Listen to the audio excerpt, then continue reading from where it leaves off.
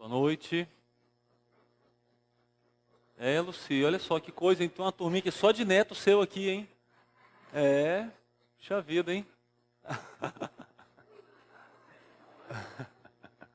É uma turminha aqui, tá vendo? Uma contribuição aí, uma boa contribuição para o Ministério Infantil, né? Tô sabendo que o pessoal tá animado aí, tem mais gente aí contribuindo, né? Tem outros que ainda vão contribuir, se Deus quiser. Muito bom. Abram, queridos, por favor, suas Bíblias em Apocalipse, no capítulo 2. Vamos continuar aí a nossa jornada no livro de Apocalipse, né? Hoje, um dia especial, é Dia das Mães. Semana que vem as crianças vão cantar para as mamães, né? Não vai ser hoje, tá certo? Hoje vamos continuar aqui em Apocalipse. O texto que vamos ler não fala nada das mães. Fala de trono de Satanás, fala onde Satanás habita, umas coisas meio pesadas aqui, né? Não fala das mães, não. Mas naturalmente tem aplicação para as mães crentes também, não é? Para todos nós. Mas semana que vem as crianças vão cantar aí para as mães, fica aí os parabéns aí para as mães, né? Nesse dia de hoje. Aliás, um dia também especial para nós aqui como igreja, né? Nós começamos hoje, esse final de semana, o curso que tínhamos planejado já há um bom tempo. Recebemos vários irmãos aqui de outras cidades, daqui da nossa região, de Macaé também, de Rio das Ostras. Nós estamos contentes aí, muito gratos, né? Particularmente eu e o pastor Ruiter, com o trabalho dos irmãos, né? Um trabalho muito dedicado, um trabalho feito com alegria, né? Com amor. Então, a igreja participou de várias maneiras, né? Seja com o serviço, seja com a oração, seja com o apoio. Então, naturalmente, vários não estiveram aqui ontem e hoje, mas participaram também de alguma forma, não é? Os irmãos se importam. Nem todos podem estar aqui naturalmente. Mas muitos estiveram aqui também, trabalhando ontem e hoje.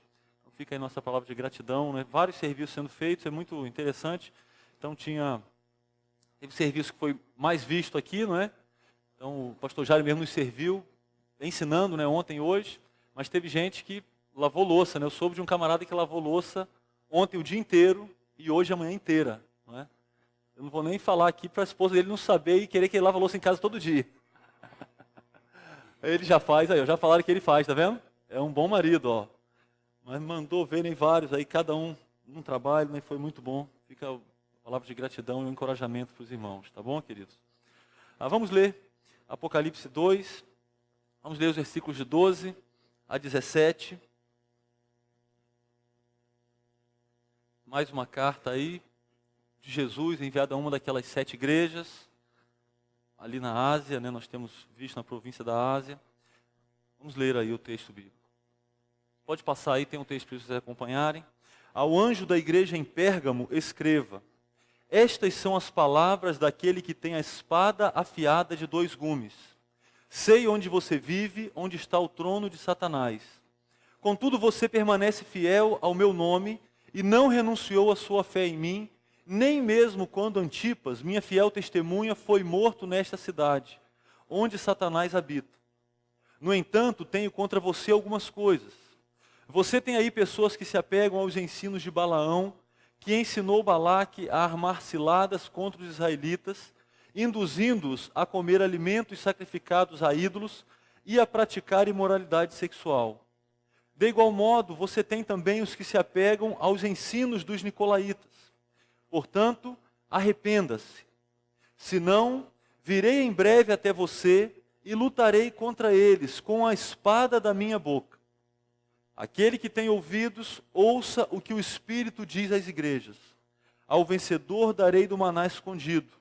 Também lhe darei uma pedra branca com um novo nome nela inscrito, conhecido apenas por aquele que o recebe.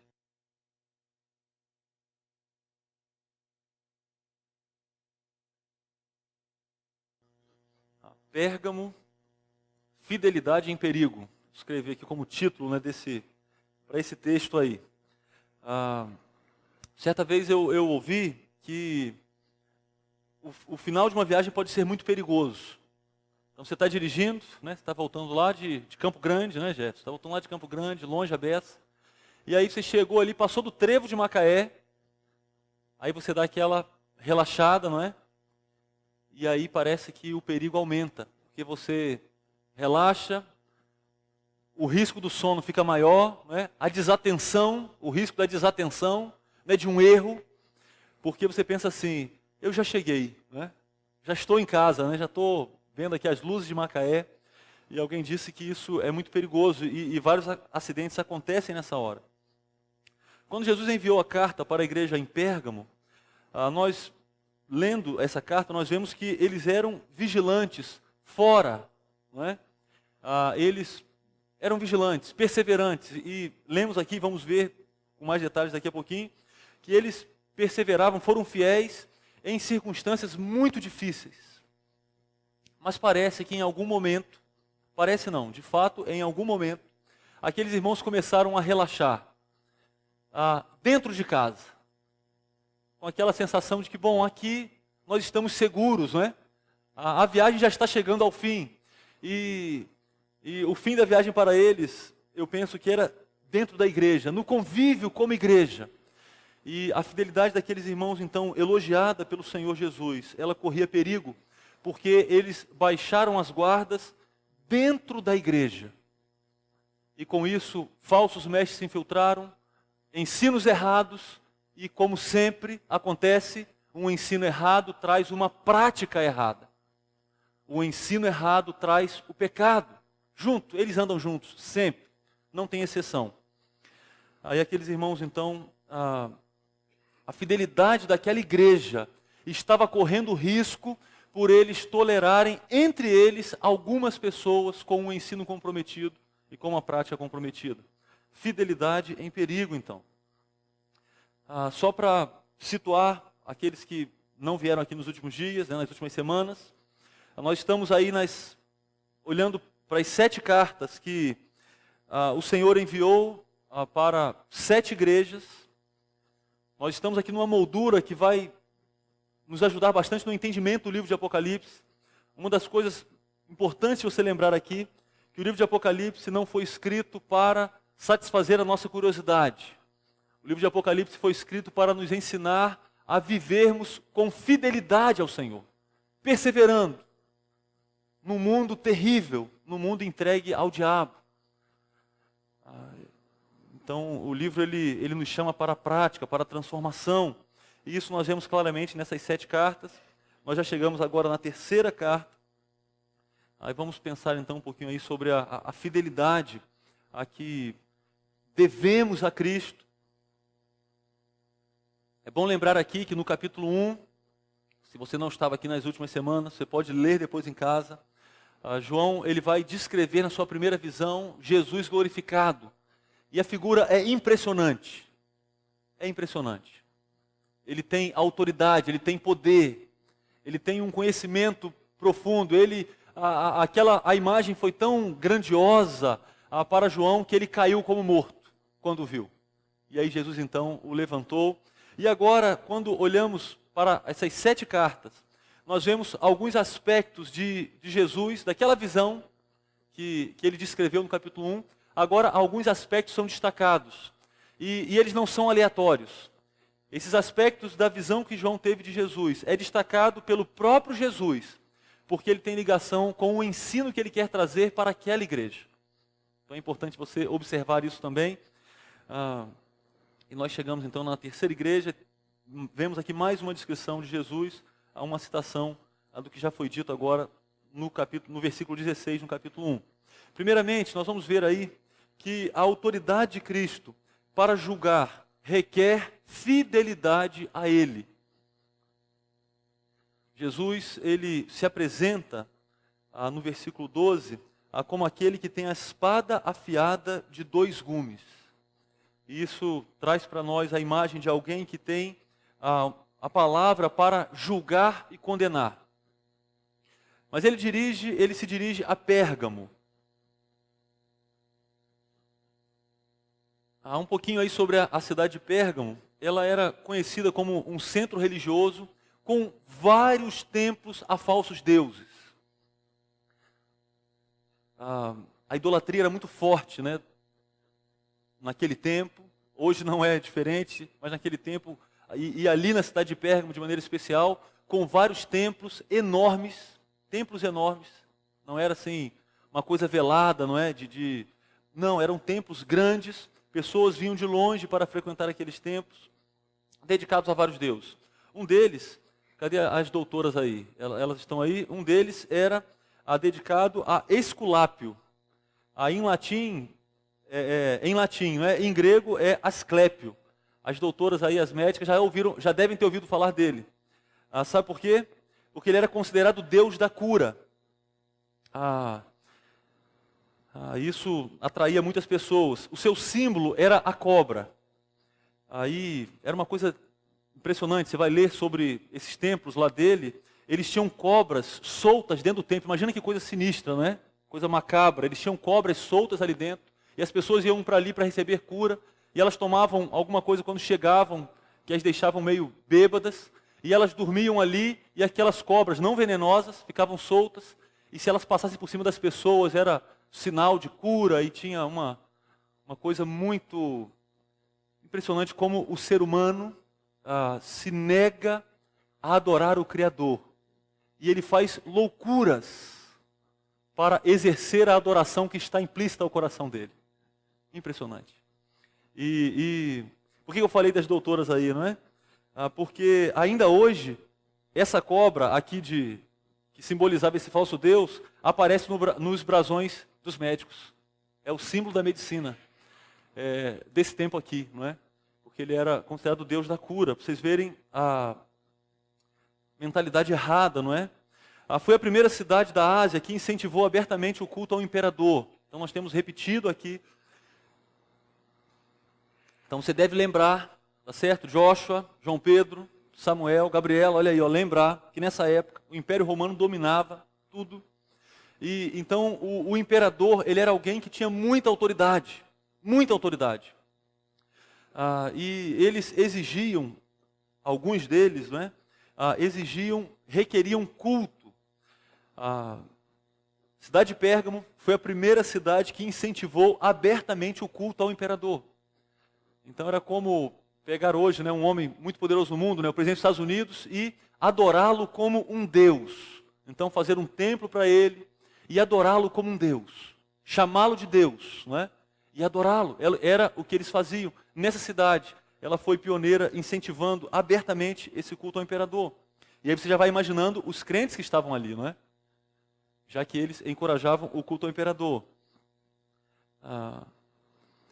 Você tem, em 29 a.C., foi dedicado um templo ao divino, né, considerado por eles, Augusto, e a deusa Roma. Então, daquela maneira ele tornou-se o principal lugar de adoração ao imperador na Ásia. A Pérgamo era uma fortaleza das religiões pagãs. Um lugar difícil para uma igreja cristã.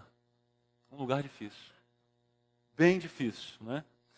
Os judeus eram tolerados, uma informação importante aqui, porque eles representavam uma nação antiga. Mas os cristãos não tinham uma história nacional. Quem eram os cristãos? Imagine só, nós estamos aqui no final do primeiro século, não é? Ano 90, 95, né? Final do primeiro século. O cristianismo tinha acabado de começar. Poucos anos, poucas décadas, não é? Não tinha uma história como dos judeus, uma história longa, uma história nacional grande. Então o povo judeu era protegido e reconhecido por um acordo com os romanos. Já o cristianismo era considerado uma mera superstição. Então os judeus perseguiam os cristãos porque alguns ligavam os cristãos ao judaísmo e diziam, não, é apenas uma seita do judaísmo. E os judeus diziam, não, nós não temos nada a ver com eles. Não é? E aí eles perseguiam os crentes, né? Denunciavam os crentes. Então os crentes em Pérgamo, eles não diriam, César é Senhor, não é? O imperador. Nem chamariam Zeus, ou que é mais um falso deus conhecido da mitologia, né? Ou Esculápio, de Salvador, como eles eram tratados. Esses dois falsos deuses eram tratados como salvadores. Imagine só, quem é o nosso Salvador? É Jesus, não é? Eles reconheciam apenas Jesus como seu Senhor e Salvador. Ao contrário dos 200 mil volumes da biblioteca de Pérgamo, tinha uma biblioteca ali espetacular, não é? Espetacular, se falei sobre Pérgamo, se falei sobre essa biblioteca, com mais de 200 mil volumes ali. Os crentes possuíam apenas as Escrituras. Eles tinham apenas as Escrituras, e eles ignoravam aquela grande biblioteca ali, não é? Ao contrário dos muitos templos, eles não possuíam templo nenhum. Eles não tinham templos aqui ainda. Eles não tinham templos, né? Como o nosso aqui, não tinham. Sendo eles mesmos templo do Espírito Santo. Em vez de buscarem a cura em Esculápio, os cristãos ensinavam que Jesus era seu grande médico. Ele é o médico dos médicos. Dessa maneira, a vida para os cristãos em Pérgamo, alguém escreveu, era quase insuportável. Era quase insuportável. Em Pérgamo, os cristãos enfrentavam diariamente a pressão de uma sociedade pagã. Eles eram convidados a participar de festas em honra a esses deuses. Então eu falei aqui de vários templos enormes, e que tinham várias festas dentro desses templos, festas com bastante comida. Aí eles eram convidados a participar dessas festas que serviam para honrar esses falsos deuses. E quando eles se negavam, eles sofriam zombaria por causa disso. Eles eram perseguidos por causa disso.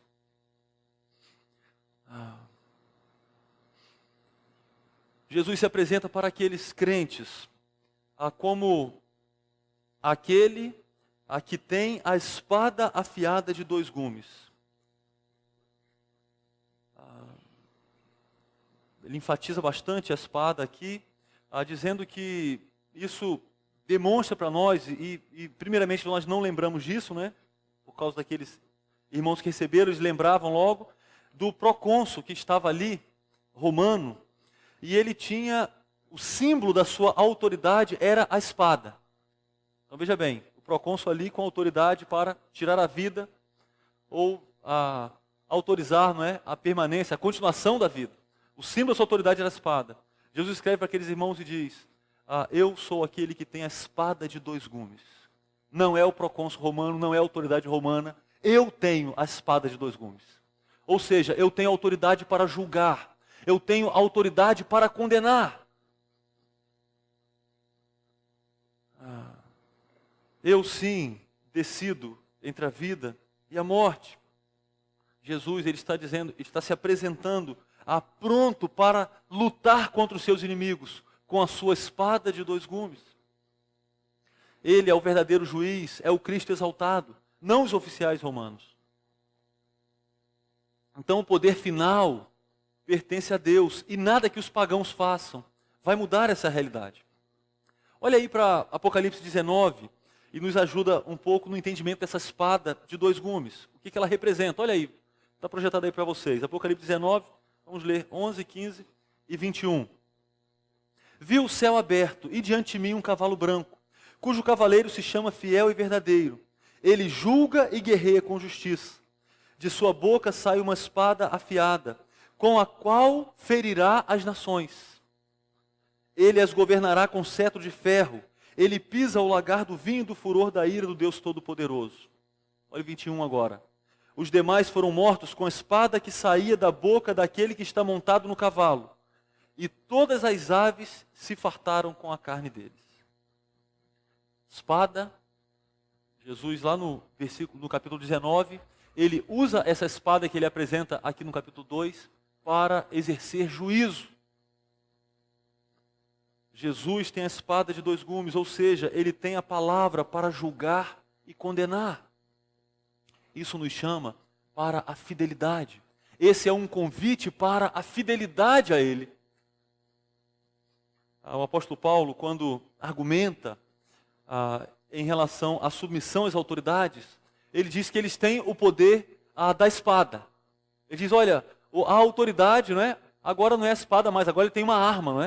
Então ele está dizendo, tenha juízo, submeta-se à autoridade, porque ele tem poder para fazer mal contra você. Ele pode te prender, não é? Eu me aproximo diante de alguns aqui na igreja, eu sempre peço, por favor, não me prenda não, não é? Porque eu sei que eles têm autoridade a prender. Falo, não me prenda, não é? Aí o apóstolo Paulo argumenta, vamos obedecer às autoridades. Queridos, Jesus se apresenta para aqueles irmãos, e naturalmente para nós também, como alguém que tem autoridade não apenas para prender nessa vida, não é? Ou para dar uma multa de trânsito, mas ele se apresenta como alguém que tem autoridade para julgar e condenar. Esse é um chamado para sermos fiéis a Ele. Uma outra verdade, as dificuldades destacam a fidelidade a Cristo. Olhe para o versículo 13, que nós já lemos. Nós vemos nessas 7 cartas uma estrutura que se repete, não é? Então Jesus se apresenta com uma característica, e aí ele vai falar com a igreja, e normalmente ele começa falando do conhecimento que ele tem de alguma prática daquela igreja. E aqui é diferente. Aqui no versículo 13, ele começa a falar do local onde eles estavam. Olha o que ele diz aí. Sei onde você vive. Sei onde você vive. Porque o local onde eles estavam destacava a prática fiel daqueles irmãos. O local onde os crentes de Pérgamo viviam não era favorável à fidelidade a Deus. Ele diz que havia ali o trono de Satanás. Palavras fortes, não é verdade? E parece que Satanás então está em vantagem, porque ele está ocupando um trono, justamente ali onde aqueles irmãos estavam. Mas é interessante, quando olhamos para o livro do Apocalipse como um todo, você vai encontrar 42 ocorrências para a palavra trono. E apenas 2 delas se referem a Satanás ou a besta. Nas outras 40, quem ocupa o trono é o Senhor. Ele ocupa o trono. Então, na verdade, a autoridade última é dele. Não é Satanás quem está no controle de tudo, mas Deus. Mas é um fato de que o Senhor mesmo permite com que ele tenha alguma autoridade, com que ele faça mal. Nós vimos isso na última carta, quando lemos lá a carta que ele escreveu para Esmirna, né, para a igreja em Esmirna. Aqui tem muita discussão para dizer o que é esse templo de Satanás, o que representa esse templo de Satanás. Alguns falam que talvez fossem os templos pagãos existentes ali, não é? Ou aquele altar que era enorme. As ruínas existem até hoje lá, do altar dedicado a Zeus, uma coisa muito grande, né, muito destacada. Alguns dizem que talvez seria o poder destrutivo de Satanás na perseguição do povo de Deus. Nós vemos nesse mesmo versículo que ele teve algum êxito nesse sentido. Nós sabemos que Pérgamo era o centro do culto ao imperador, em toda a província da Ásia. E justamente essa questão da adoração ao imperador que trouxe muitos problemas para os crentes, porque eles se recusavam a adorar o imperador. Talvez seja nessa direção aí, mas o fato é que, quando lemos, né, que Jesus dizendo, olha, vocês estão aí onde está o trono de Satanás, nós entendemos que não era uma coisa boa. E é claro que Satanás exercia alguma influência ali por meio de pessoas, e de fato aquele local era muito difícil para aqueles irmãos, era uma cidade difícil para crentes morarem, não é? E aqui nós já lembramos algo importante, que normalmente esquecemos quando passamos por dificuldades, que Jesus conhece as dificuldades que enfrentamos. Ele conhece cada detalhe, não é? E talvez alguns aqui estejam enfrentando dificuldades por amor a Cristo. Talvez dentro da sua casa. E há conforto no conhecimento que ele tem da dificuldade que passamos. Ele conhece, nada passa despercebido para ele.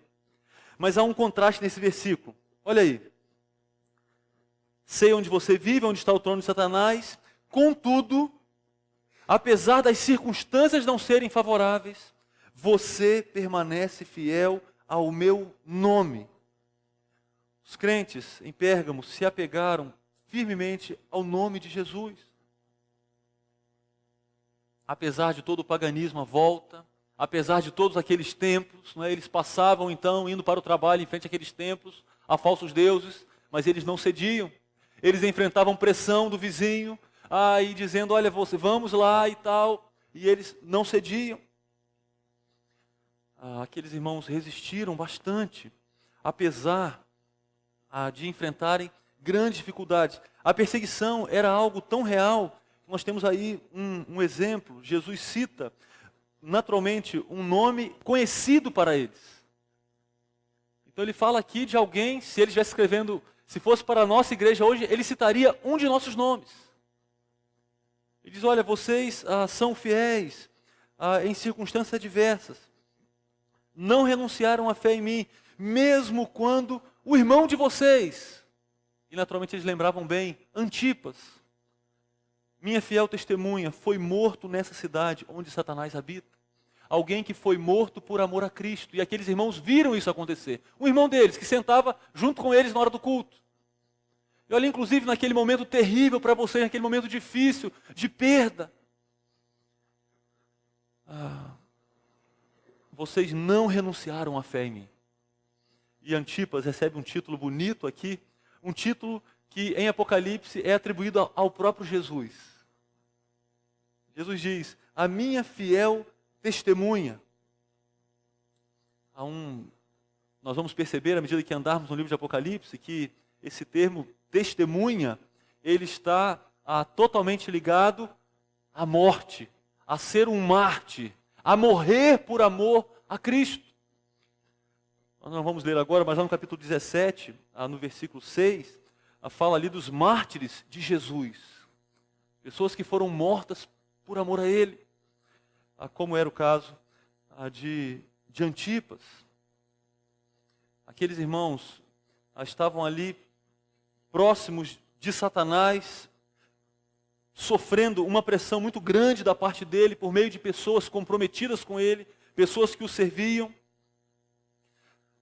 contando com a possibilidade da perseguição e da morte.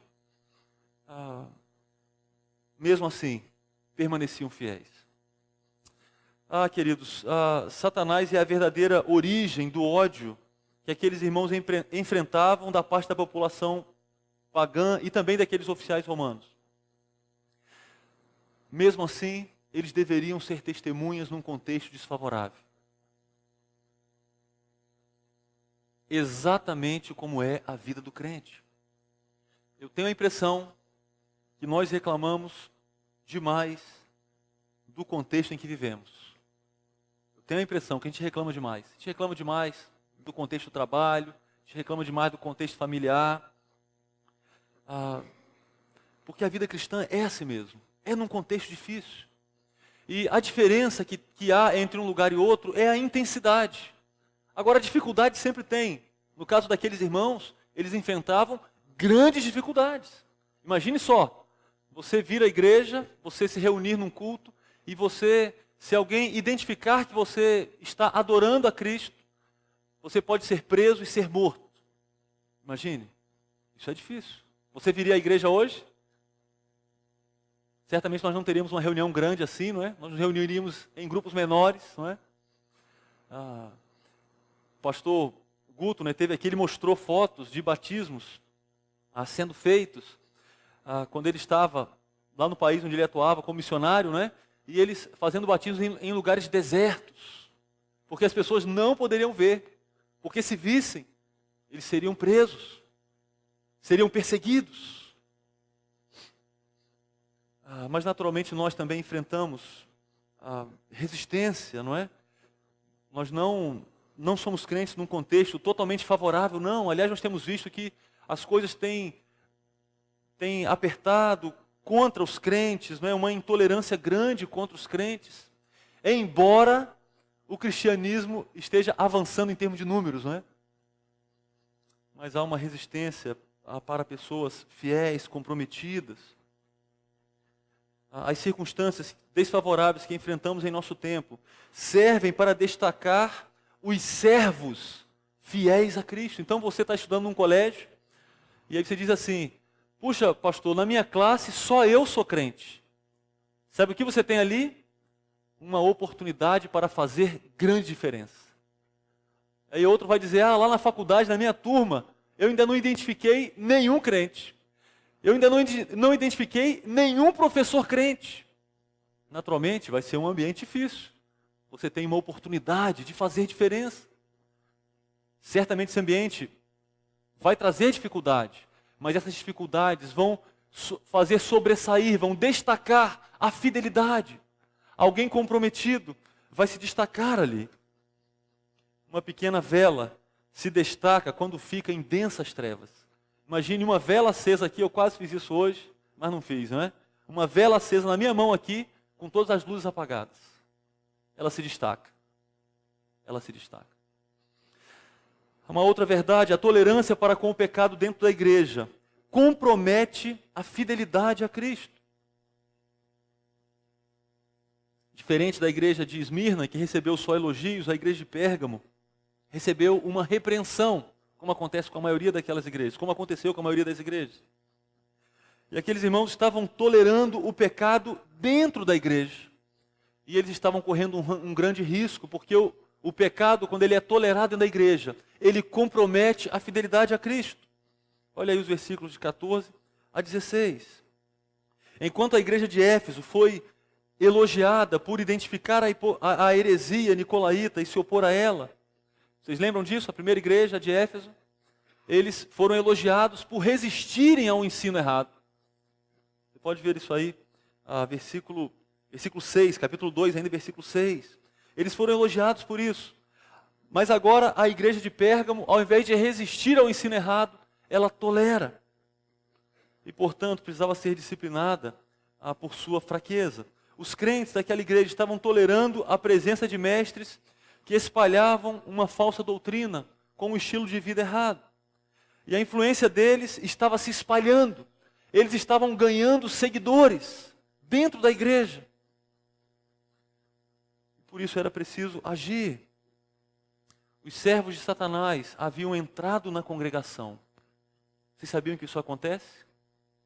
Vocês sabiam que pessoas entram em algumas igrejas com a intenção de causar a destruição da igreja? Alguém vai dizer, que isso não acontece. Veja bem, está aqui. Aliás, nas Escrituras, no Novo Testamento, nós temos alguns exemplos como esse. No Antigo Testamento, nós temos exemplos de falsos profetas, que poderia trazer a mesma figura para nós. E aí, Jesus vai falar para eles, e para nós também, de algo que fez parte da história do povo de Israel, lá no deserto. E você talvez lembra um pouco dessa história. Números 25, olha aí, versículos de 1 a 3.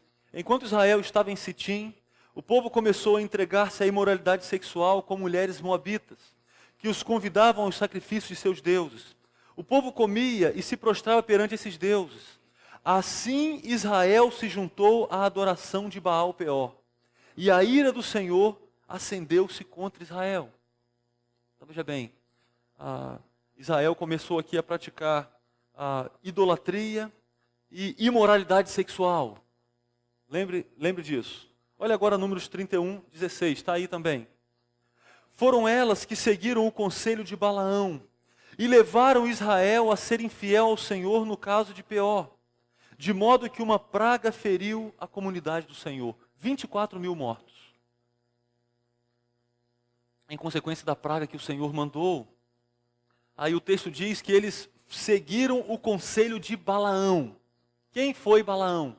Balaão foi contratado pelo rei moabita, Balaque, para amaldiçoar o povo de Israel. Ele foi contratado por dinheiro. Então ele era um profeta e ele ofereceu dinheiro para ele. Não é? No primeiro momento ele resiste, mas depois ele decide ir. É aquele caso famoso da mula, que fala com ele. Lembra desse caso? Que ela não anda e tal, e ele quer passar. É interessante, talvez não seja coincidência. O anjo estava com uma espada para matá-lo. Olha a espada presente ali, não é? Jesus com uma espada. Talvez não seja coincidência, não é? A figura aqui. E Balaão, ele não enxerga o anjo, e por isso que a mula não vai e depois ela fala com ele. Não é? É uma história impressionante na Bíblia. Se você não contou para o seu filho ainda, você precisa contar essa história, não é? E até vai te ajudar na aplicação aqui, não é agora. E Balaão, quando ele vai amaldiçoar o povo, Deus não deixa ele amaldiçoar, ele abençoa. E aí o rei fica muito zangado com ele, né? E ele abençoa uma, duas, eu acho que até 3 vezes. Ele abençoa o povo, né? Mas a história de Balaão não termina bonita assim. Balaão no Novo Testamento, ele é o típico falso profeta. Ele carrega essa marca. E talvez o texto de Números 31 que nós lemos aí esclareça isso. O povo caiu em idolatria e imoralidade sexual por causa do conselho de Balaão, por causa da estratégia que ele criou. Ele não amaldiçoou o povo quando ele foi contratado, mas ele propôs para o povo um ensino errado. Ele foi um falso mestre, que levou um falso ensino e, como consequência, para uma conduta errada. No nosso texto, então, Balaão está no lugar dos que promovem a liberalidade quanto à idolatria e imoralidade, à modo dos pagãos. Algo presente na cidade de Pérgamo, idolatria e imoralidade. Alguns daqueles templos que eu me referi aqui, eles eram cheios de sacerdotisas. E as pessoas tinham relações sexuais em adoração a falsos deuses. E nós ficamos apavorados, não é, com a imoralidade do nosso tempo, mas, queridos, a história conta que a humanidade já viveu em grande imoralidade. E o que acontecia em Pérgamo, no nosso contexto, nós ainda não vemos abertamente como acontecia lá. Ainda não vemos, porque lá era algo aberto. No nosso contexto, ainda há um pouco de resistência da parte da sociedade de maneira geral. Um pouco, comparado com o que acontecia lá.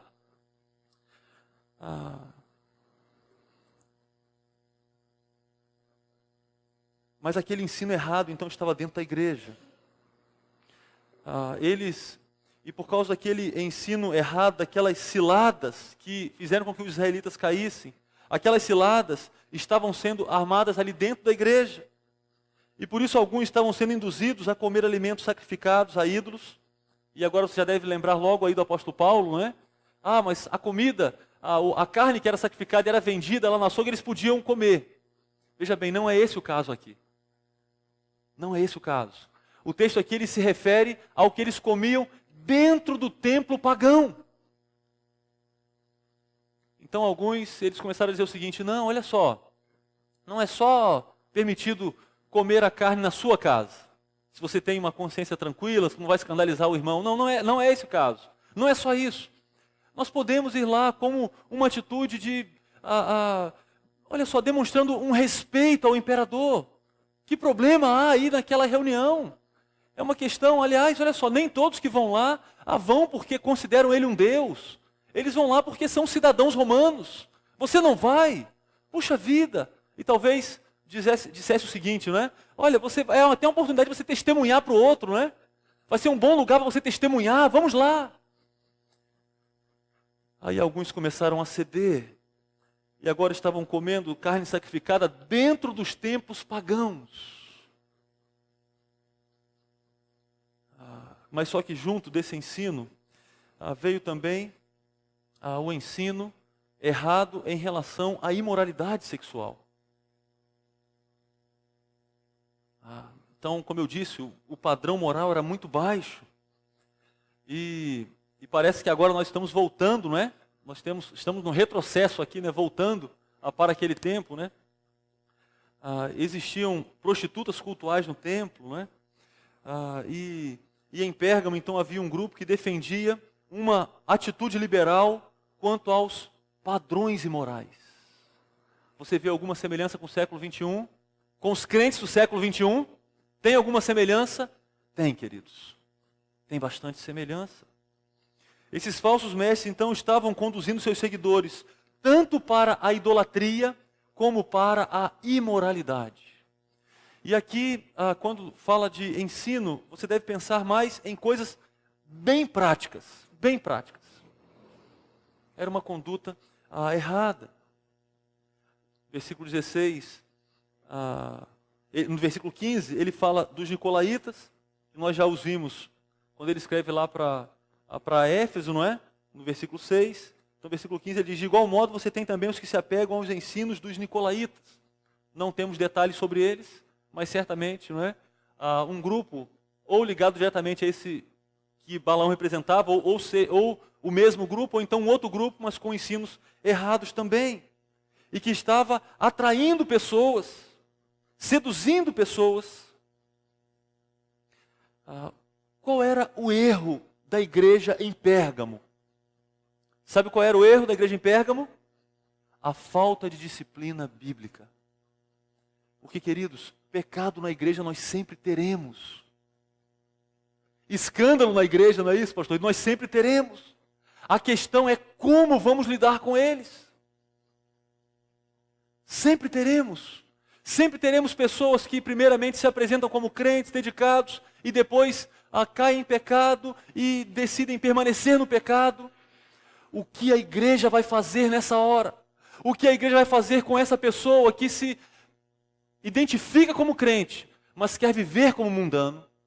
A igreja precisa disciplinar essas pessoas. Quando ela não disciplina, ela é disciplinada pelo Senhor. É o que o texto está dizendo.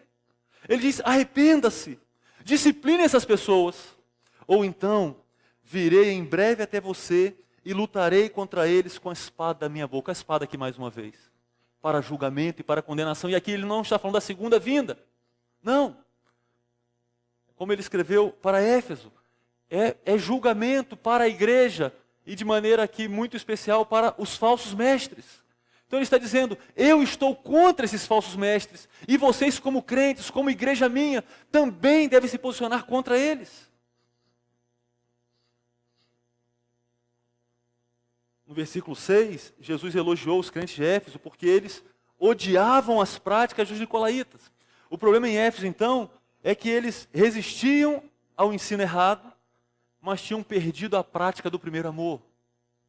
Eles perderam a motivação correta e, naturalmente, certamente tinham problema no relacionamento com Deus, na motivação correta para o relacionamento com Deus, e também tinha problema no relacionamento com os irmãos. Talvez eles fossem rudes, talvez eles tenham se tornado indiferentes, mas Jesus diz: vocês estão corretos em odiar a prática dos nicolaítas. Qual era o problema em Pérgamo? Eles amam, mas eles não resistem ao erro. E talvez eles estavam caindo aqui numa definição errada de amor bíblico. Porque quem ama, disciplina. Quem ama, disciplina. O erro daquela igreja era a falta de disciplina. E isso, naturalmente, iria comprometer a fidelidade. Um pouco de fermento leveda toda a massa. Toda vez que Vanessa me pede para comprar fermento, ela gosta de fazer pão e bolo, e está sempre fazendo. Eu nunca saio, Barigé, do supermercado com uma grande sacola de fermento. Não, ela pede, o de pão é um saquinho pequenininho assim, que faz um pão grandão, não é? É um pouquinho de fermento na massa. O que ele faz? Ele altera a massa inteira. Tolere um pouquinho de pecado deliberado na igreja. Sabe o que você vai ter? Você vai ter uma igreja mundana. Queridos, um dos quadros terríveis que nós temos hoje é que nós vivemos num tempo de muitas igrejas, mas de muitas igrejas mundanas. E quando uma igreja mundana se depara com um pastor ou uma liderança comprometida com o Senhor, é um problemaço. É um problema muito grande. Algumas igrejas, alguns pastores falam, não sou eu que estou falando aqui, não é? Mas eu penso que eles não estão errados. Alguns pastores falam assim: algumas igrejas são impastoreáveis, porque elas já se comprometeram tanto com o mundo, que elas não toleram mais a verdade. Só que antes, onde essa igreja se perdeu, ela começou a tolerar o mundo dentro da igreja, e agora ela assimilou tanto o mundo, que a igreja agora própria é o mundo, e não tem diferença mais. Nós vivemos num tempo em que o cristianismo, ele avança em números. No nosso país é extraordinário o número de crentes. Na nossa cidade, no nosso estado, você sabia que o nosso estado se destaca no número de crentes batistas do Brasil inteiro, sabiam disso? Do número de igrejas, número de crentes, é impressionante. São Fidélis é impressionante, então. Eu acho que é os números mais, os maiores números em proporção no estado do Rio. A nossa cidade não é diferente. Tem poucas igrejas em Macau ou muitas igrejas? Muitas igrejas. Queridos, cadê a diferença que os crentes fazem? O Rio de Janeiro é um lugar melhor porque está cheio de crentes? Tem algum problema? Tem algum problema então? Porque a igreja precisa fazer diferença. Ela precisa ser diferente. talvez nós tenhamos no nosso estado muitas igrejas mundanas. Muitas igrejas mundanas. Nós não podemos tolerar o pecado deliberado dentro da igreja. Nós precisamos lidar com ele de maneira bíblica, aplicando a disciplina bíblica. Primeiramente individual, depois acompanhada se houver resistência, e depois pública se continuar na resistência. Se não houver arrependimento, a pessoa precisa ser disciplinada, precisa ser expulsa da igreja. Esse é o termo. O apóstolo Paulo diz que é entregue a Satanás, para que ele sofra por algum tempo, para que depois então ele seja salvo. Impressionante. Muitos crentes não toleram esse ensino. Eu não posso chegar em qualquer igreja e falar isso, porque eles vão se levantar e vão dizer: você está errado, não tem isso na Bíblia. Mas tem isso na Bíblia, está aqui. Esse era o erro da igreja de Pérgamo. Por fim, Cristo recompensará a fidelidade a Ele. Versículo 17. O vencedor receberá o maná escondido e também uma pedrinha branca com um novo nome. Tem uma ênfase aqui em algo escondido, não é algo oculto. E aqui nós temos mais uma parte difícil do texto, não é? O que é, né? E você já vai me perguntar, puxa, Vanessa vai chegar em casa e vai me perguntar, não é? Que pedrinha branca é essa que eu vou receber, não é? E que maná escondido é esse, não é? Há muita especulação, a lista nos livros é enorme, não é? De 6, 7 possibilidades, não é? Muito grande, muitas possibilidades. O que fica claro aqui para nós, não é? É que naturalmente é algo bom. Há um contraste aqui, porque no versículo anterior, Jesus fala que aqueles que insistem no erro o enfrentarão com a sua espada. Então ele virá para julgar e condenar aqueles. Mas os fiéis não. Os crentes não serão condenados por ele. Os crentes serão premiados por ele. Então nós entendemos que esse maná escondido e essa pedra branca com um novo nome, não é? Está dizendo aí, nela inscrito, naturalmente são coisas boas. Nós não temos hoje uma interpretação precisa, aí, pelo menos com um consenso aí entre várias pessoas. Não temos, né? Tem bastante dificuldade aí, mas certamente é algo bom, contrastando com o juízo que os infiéis enfrentarão, com o juízo que os falsos mestres enfrentarão. A igreja em Pérgamo, né? Fidelidade em perigo. Queridos, nós temos uma sociedade secular que nos pressiona. Talvez você, como pai, não esteja aí pensando: puxa, são tantas coisas puxando para o erro, não é? Tantas coisas puxando para um padrão baixo. Nós temos um sincretismo, né? É uma mistura de religiões. Então, você já deve ter visto na televisão, alguns já viram pessoalmente, né? O pastor e o pai de santo na mesma igreja, no culto. Você já viu isso? Tem isso, não é? No catolicismo nem se fala. No catolicismo, né, isso está muito frequente, presente mais no nosso país, né? Essa mistura das religiões, uma mistura muito grande. E as pessoas dizem que isso é uma evolução, isso é um avanço, não é? Olha, nós precisamos viver bem uns com os outros, não é? E eles confundem. É claro, você não vai pegar em pedras para jogar em pessoas que não creem em Jesus de maneira nenhuma. Nós precisamos amar essas pessoas e evangelizar essas pessoas. Mas nós não podemos concordar com essas pessoas. Nós não podemos, em nome da unidade, chamar aqui para a igreja e fazermos um culto bem misturado aqui. Não podemos. Não podemos. Mas muitos crentes têm feito assim e têm dito que esse é o caminho. Muitos livros têm sido escritos nessa direção. E as igrejas que têm se posicionado e dito: não, nós não podemos, têm sido taxadas de radicais, fundamentalistas, intolerantes. Talvez alguém já tenha falado isso para você. Precisamos resistir. Não podemos cair na indiferença. Já vimos a carta a Éfeso. Precisamos amar, precisamos do primeiro amor. Precisamos amar a Deus e as pessoas. Mas nós não podemos tolerar o erro. Não podemos achar bonito o erro. Nós não podemos achar normal o número de crentes crescer e a influência não crescer. Nós não podemos achar normal um crente não ser diferenciado de um não crente. Não pode ser assim. Olha só, um crente que joga futebol tem que ficar muito claro que ele é um crente. Ele não pode ser igual a um não crente. Não pode ser, não é? Um crente, funcionário público, ele tem que ser muito diferente de um não crente que é funcionário público como ele. Tem que ser assim, olha só, água e óleo, não é? Tem que ser muito diferente. Não pode ser, não, é tudo igual. Não pode ser. Não pode.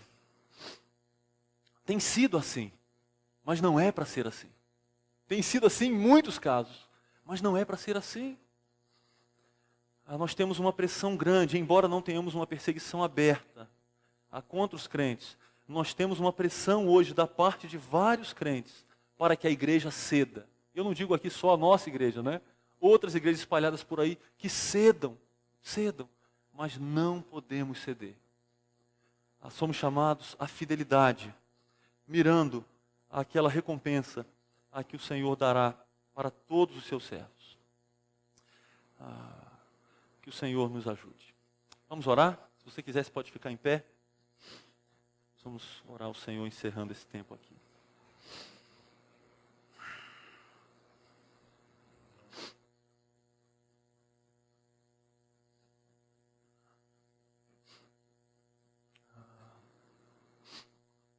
Senhor, ajuda-nos como igreja, ajuda-nos como servos do Senhor a crescermos em fidelidade. Para que se um dia, ó Deus, enfrentarmos uma perseguição severa em nosso país ou no lugar onde estivermos, que honremos o Senhor com o nosso sangue derramado, que honremos o Senhor por uma postura corajosa, dependente do Senhor, que contempla o Rei glorificado, pronto para receber os seus servos na eternidade. Senhor, mesmo sem uma perseguição aberta, pedimos, ó Deus, que o Senhor nos preserve em meio a esse mundanismo tão intenso que tem rodeado as igrejas, tem rodeado a nossa vida. Senhor, que não abramos as portas da nossa igreja para o mundanismo, que não abramos, ó Deus, as portas da nossa casa para o mundanismo. Ajuda-nos, ó Deus, sem sermos legalistas, a estarmos comprometidos com a Tua palavra, comprometidos com a verdade. Apesar de sofrermos acusações às vezes, apesar de algumas vezes sermos chamados de pessoas atrasadas, de crentes antiquados, ajuda-nos, Senhor, a perseverarmos na Tua palavra, com fidelidade ao Senhor. Preserva-nos, ó Deus, como igreja. Livra-nos, ó Deus, desse perigo. Ajuda-nos, ó Deus, a praticarmos a disciplina bíblica, amorosa, mas precisa, também corajosa, baseada na verdade. Ajuda-nos, ó Deus, ajuda-nos. Livra-nos, ó Deus, de cairmos no comodismo, de adotarmos o caminho mais fácil, o caminho da tolerância ao pecado, o caminho de ignorarmos o pecado deliberado. Senhor, dá-nos coragem, dá-nos amor ao Senhor e amor também àqueles que caem, para confrontá-los em amor, mas também de maneira precisa, de maneira bíblica. Nós oramos, ó Deus, em nome de Jesus. Amém.